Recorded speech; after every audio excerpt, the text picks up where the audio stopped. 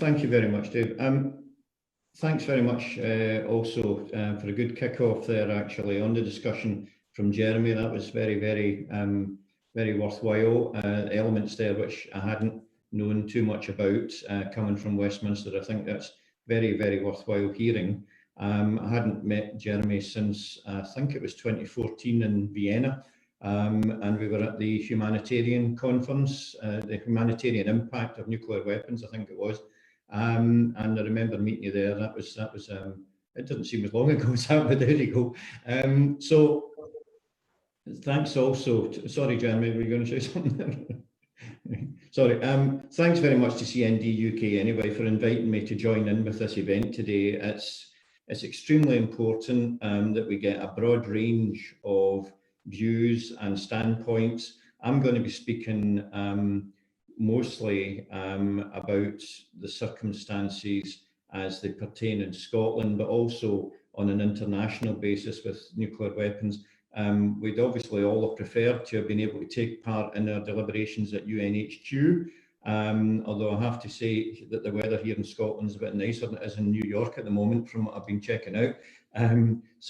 But I'll address the need which we're all agreed on, I know, to see an end to nuclear weapons across the world, and why we have to look to start this by getting rid of them at home.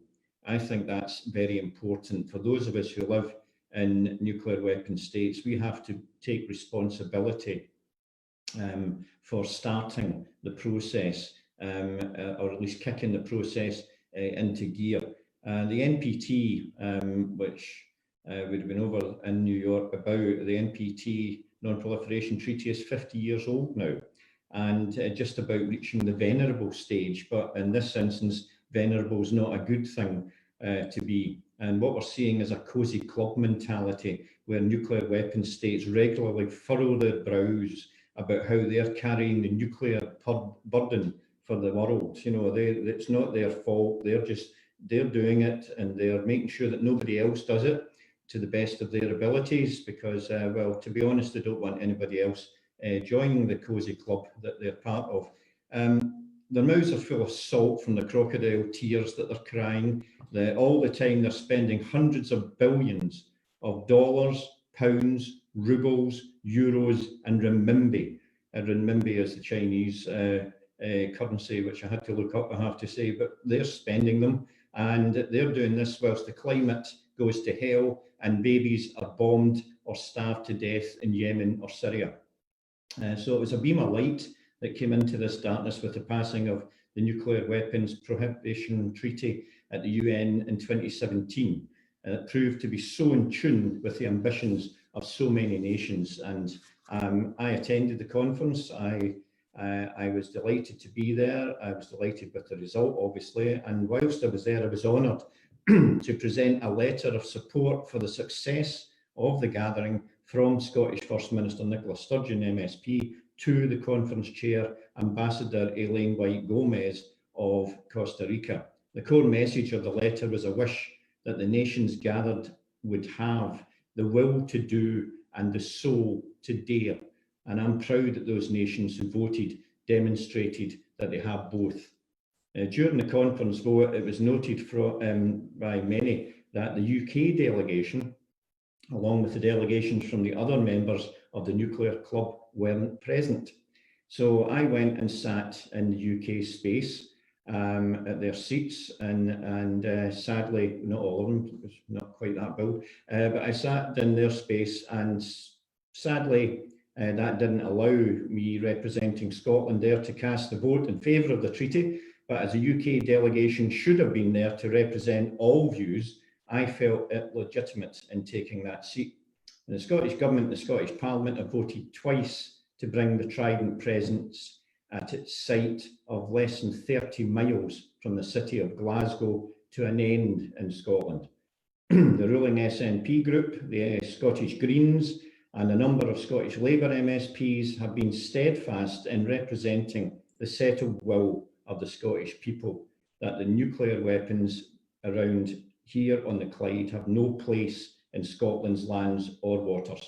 However, we as yet, as is known, lack the powers of a sovereign state, and for now at least, Westminster decides our nuclear fate.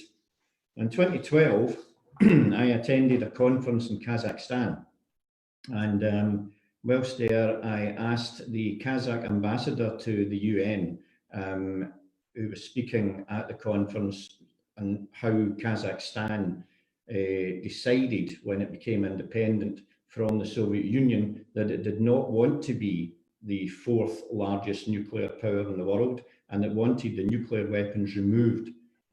So I asked him how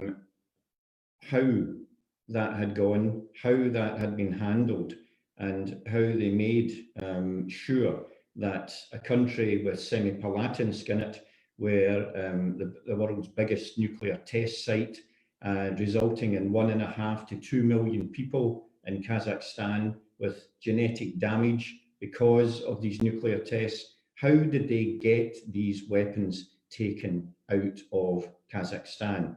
And he told me that Russia had taken all of those weapons back to their own soil, and that the USA had paid for the cleanup. So you see the cooperation there again of the nuclear club. They can cooperate with each other when it suits, but when it doesn't suit, they threaten the rest of us with annihilation. Well, I asked how long this had taken, considering how large, pardon me, an arsenal there had been there, and I was told that it had taken 4 years to have as quick and safe a procedure of removal of all those nuclear weapons as was possible. And the ambassador estimated that in Scotland, 2 to 3 years should see that quick and safe procedure as required in our circumstances. And then we came to the question, or we come to the question of the numbers of those employed at Faslane and Coolport Base, because I think it's very important that we remember that we're talking about something which people have an attachment to because it provides employment, we're told, and also it provides safety for communities, not only because it stops other countries from attacking you, but also because it is something which provides good quality living for those people who live in the area where nuclear bases are. Well, the question of the numbers of those employed at Faslane Coolport Base, there's been significant cooperation between Scottish CND and the STUC in investigating the issue of both the defence and renewable industry jobs following the removal of Trident from Faslane Coolport on the Clyde. And 2 acclaimed joint reports outlined the employment options which would be available with the removal of Trident and the submarines. And these are, or there are, depending on which pro-nuclear political voice you listen to and what day of the week it happens to be, between 5,600 and 11,000 jobs dependent on Trident remaining being based in Scotland. Whereas, in fact, according to the MOD's own figures, there are 524 jobs specifically working on the submarine fleet.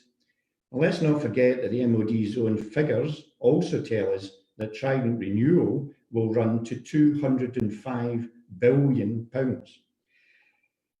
That's a lot of money for that specific number of jobs, when conventional naval work and new renewable jobs would employ thousands, literally thousands, in the area and across Scotland and out with Scotland. And Westminster has shown no signs of interest in leaving the big boys' toys club on the Security Council at the UN.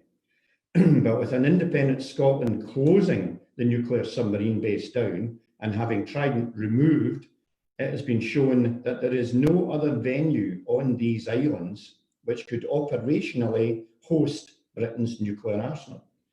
There is and will be nowhere to go, and Westminster will be forced to abandon the nuclear pretensions of empire which it still clings to.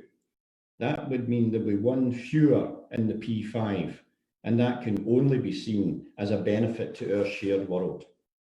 Now, not everybody is going to agree with the political standpoint of independence for Scotland, and not everybody is going to agree even that we should get rid of nuclear weapons. But the reality is that if we do want rid of nuclear weapons, one of the most hopeful moves might be that Scotland becomes an independent state, in which case, when we have those nuclear weapons removed, as is the will of the people and of the Parliament in which I'm sitting at the moment, the majority of representatives on 2 votes have actually said that they want this to happen, then I think we shouldn't write off the idea that politically Westminster is thrilled. It loves the idea of nuclear weapons, and they have to be forced into a position of giving those up. So thank you very much. If there are any questions about that, I'd be perfectly happy. I do have to go possibly in about 3/4 of an hour to go and vote. But other than that, I'm very happy with this event today. Thank you.